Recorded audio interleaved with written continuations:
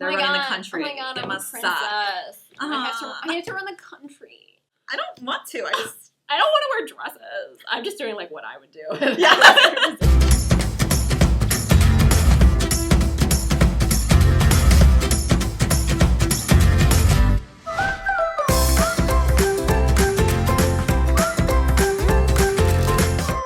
Welcome to Tea Time with TMF Reads. This is our 98th episode, and our book club book of the month this month is The Heir by Kiera Cass, and it's the new companion / fourth book in the series. And I'm here with Kara Brammer, who is a senior marketing associate here at Harper. And she works on the Selection series. Yes, I do. You've been working on the Selection series for how long now? I've been here for 2 years. 2 whole years. So you were here just in time for the one. Yeah, so I was able to binge read the first 3 all together, which was awesome. Wasn't it amazing? Yes, it was. Oh my gosh. One weekend, it was done. Really? Yeah. All in one weekend? Absolutely. Took it home on Friday, Sunday, over. Oh my god. Loved it all. I feel like I've never read 3 books in one weekend before. 2 is like my max. Yeah. And I'm like, 3, I would just I feel like I would be limping into the office the next day. Like my brain. Yeah. My brain hurts. So I'm just going to dive right in. Yeah. The most difficult question to ask when it comes to fans of the Selection series is, which dress is your favorite? So we've got the Heir, Selection, the Elite, and the One. I know this is a really difficult question. I know this is one that I asked Kiera, and she was like, you can't It's ask picking me. a favorite child, and I'm not prepared to Which do it, but I will. Which one would you wear to prom? Okay. If you put it that way. Yeah. Like, which one would you look best in? I think then the Heir. That's Heir? the one that's most my style, and I think wearable. Mm-hmm. But if I have to go with which one I just think is the most striking and beautiful, I'm going Selection. Oh, me too. I'd actually have to say, for me, the Selection, just because I love that color. Yeah, the blue it's gorgeous. is amazing. The ruffles. But also, I have a big thing for the One, but apparently this dress weighed 50 Yeah, pounds. yeah. And when the cover model, she actually wore it when we made the trailer for the One. Yeah. And she would have to take breaks because she was so exhausted from just walking down the stairs and having to hold it a little bit down the stairs. Hashtag selection problems. Yes. So I think one of the first questions that people always think of when they're reading The Heir is the comparison between Eadlyn and her mom, America. And they're both different, but they also are a little bit similar because obviously they're related. Yes. But how do you feel about Eadlyn? What are your feelings towards her? Because America's such an iconic character, and it's got to be hard for Eadlyn to come out and break out of her mother's spotlight and create a space for herself. Absolutely. And they're coming into the Selection from such different places, which I think is so interesting. Yes. So, Eadlyn is, like how America was in the beginning of the Selection, not into the process. She does not want to be there. She does not want to do it. All of a sudden, there's 35 dudes showing up at her house, and she has to entertain them. And normally, I feel like I would be like, I'm cool with this. But Eadlyn's just sort of And it's overwhelming, and there's cameras following her around, and she feels like she's on stage the whole time. I know. Absolutely. So, she is definitely coming at it from a different angle than America. But, once she gets into it and gets to have fun with the guys, she, lightens up a little bit and does the, this is fun. I can boss around 35 dudes. I've got 35 guys at my beck and call. Yeah. I'm a princess. I love how strong of a character she is and how much she's very strong. She very thinks smart. about her career, and one day she's going to be ruling the country. Exactly. How am I going to be as a queen? And I have to pick somebody that, not that I'm just super attracted to, but who would make a good king? Who would be a good person to rule this country with? She's a smart lady. She is. She knows what she's doing. Plus, she's not going into this already having somebody waiting in the wings for right. her. No, she doesn't really have that.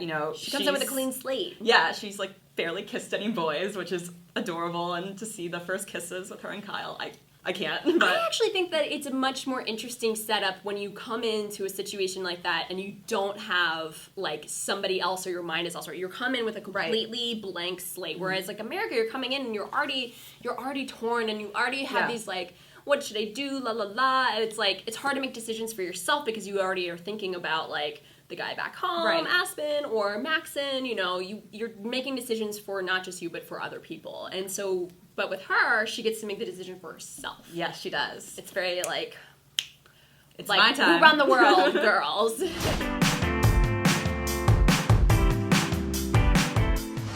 I don't think I could name all 35. No, like, if life or death situation, I'm done. There's too many, which kudos to Eadlyn for trying to keep everyone straight. I, like, don't even know the names of all my coworkers. Yeah. I've been here for 3 years, let alone I would never learn 35. Do you remember my name? Kara. Thank you. That's only because it's, like, written somewhere. Yeah. I'm just kidding. Kara and I worked together on those cat videos that you guys did. Yes, we did. Are you welcome, Selection fans? And you worked on the suitor videos. Yes, which was so much fun. So how did you decide which boys to include in that video series? It's probably the best day of my life. I was working with a video producer, and he just sent headshots of all these different characters. So, like, I would just say, okay, I need someone for Heir, and I'd, like, briefly describe him, like, he's really into fashion, so love him. He has to have a great suit, and I just got, like, half a dozen photos, and so I was just, like, objectively judging. And I was like, well, he's cute, so I'm going to go with him. But how did you pick which characters you were going to feature? Oh, okay. So we wanted to do a variety because we didn't want to spoil you guys before you read the Heir. Right. So we kind of did some people that do play a big part, like Heir, but then also just some fun characters like Burke. Like, that was just a fun video to do because he's such a bro, but not necessarily the best suitor for Eadlyn. I love that there's just, like, bros even in, like, futuristic America, like... I think we're never getting rid of them. They're here to stay. Great. In our YA. Do you have a favorite suitor? I am of two hearts. I'm not going Heir. I do love Heir. I think he's so sweet, and I love that every day he's like, I'm going to prove myself to you, Eadlyn. Like, that is a dream. Yeah. A guy will never do that for me, and I can appreciate that. That's because you haven't met Heir in real life.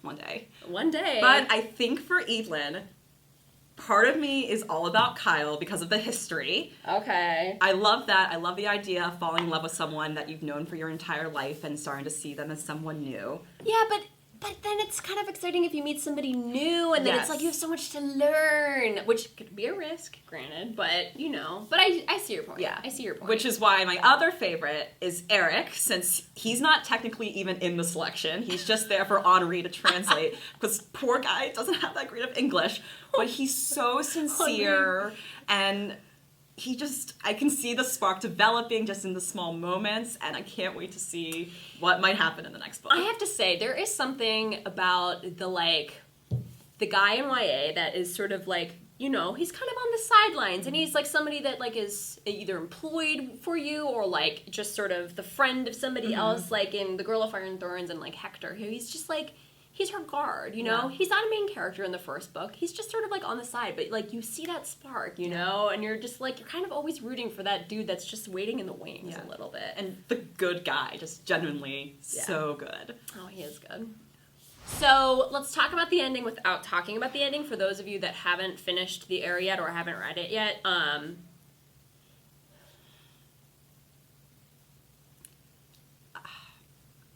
I've read a Kiera cliffhanger before, and I've gotten through it.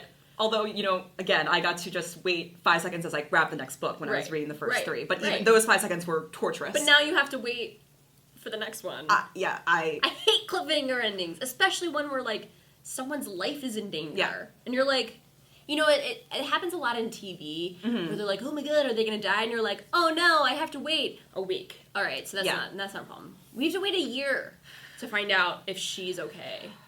And he must be so sad.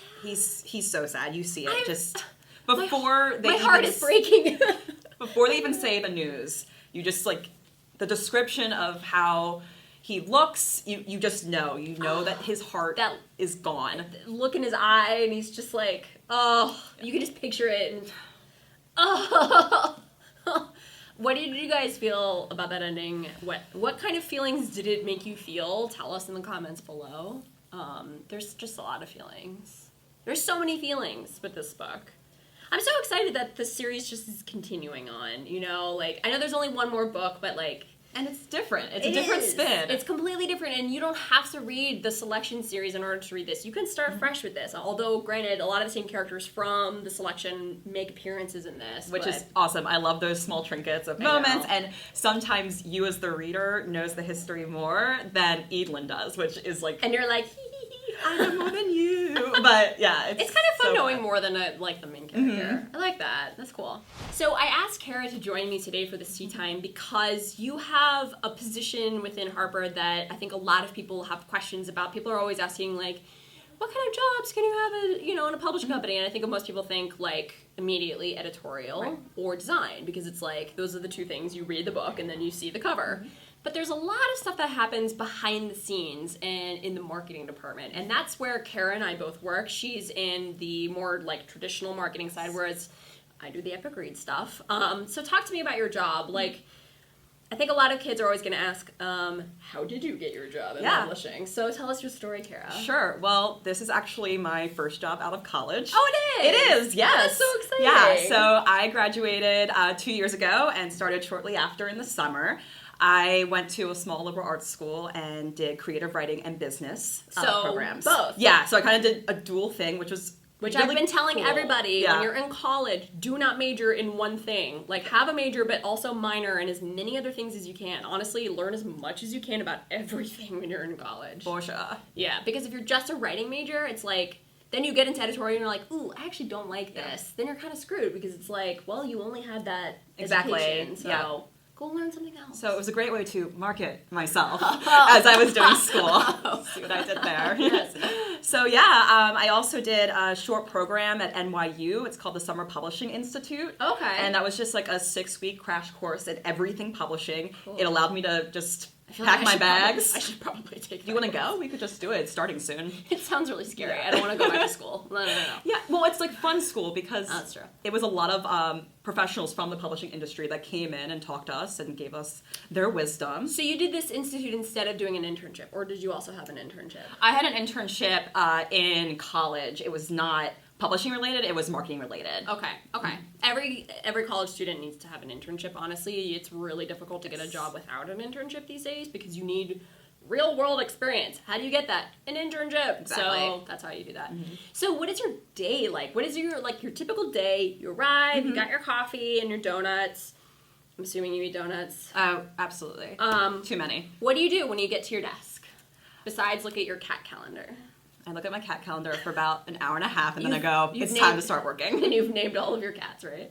They're all going to think I'm a crazy cat lady, which I am. So, hi guys. Here I am. It's cool. Yeah. Cool. I work a lot with the editors. So I have 2 editorial teams. One is, with the editor of the selection and some other colleagues of hers. And then Jen Klonsky, who was actually on Tea Time. She was. Yes. And she was the part of the editorial team that did Red Queen. Yes. So you work on Red Queen. I work on Red Queen as well. Dorothy Must Die. I am number 4. Yep. Yeah, you're on a lot of the big ones. Yeah, it's a lot of fun with the series because the party never stops. Kara also is one of the geniuses that writes those quizzes for Epic Reads, which is really fun. So that's sort of like another part of your job. In addition to working with editorial teams and on these specific books, you also help do stuff with Epic Reads. Yes. And it's fun. Get to have fun with Margot, What is your favorite part about the job, besides working with me? Obviously, that's like up here. Everything else is like down there. Yeah. Stop it. I do love everything I get to do with Epic Reads. Like coming in and making up fun quizzes or writing blogs. I mean, it's fun. Talking about books and talking about what I love. That's my favorite part. Like, not just getting to read what I love, but I get to shout it on top of a mountain. That's what marketing is. It is. Marketing is like, if you are a book lover and you're like, ooh, I'm not a good editor, I'm not a good writer, but you still love books. Marketing is the place to be because it's like, your job is literally to just have a megaphone and be like, oh my god, shut up and read this book. Exactly. Except in a much nicer way. Yeah. Sometimes I really need you to read it because it's that good, and trust me. What was the last great book that you read? Whew. I am really excited for Cam McGovern's new book, Oh, yeah. A Step Toward Falling, that comes out in October. She wrote Say What You Will, which came out Love those covers. last summer. Yeah. Beautiful covers. She's a beautiful writer, and that's what I'm a sucker for, just lyrical, pretty writing. That'll get me. I know. Or, for me, I'm all about, like, just, like, an awesome story. Yeah. That matters, too, of course. I know. Like, beautiful writing, though, like... We have a thing for Tiger Lily. Everyone has a thing for Tiger Lily. One day I was over at Kara's desk and I was like, let's just read the last part of Tiger Lily, just for fun. And we got like one sentence and we're like, no. Just close the book.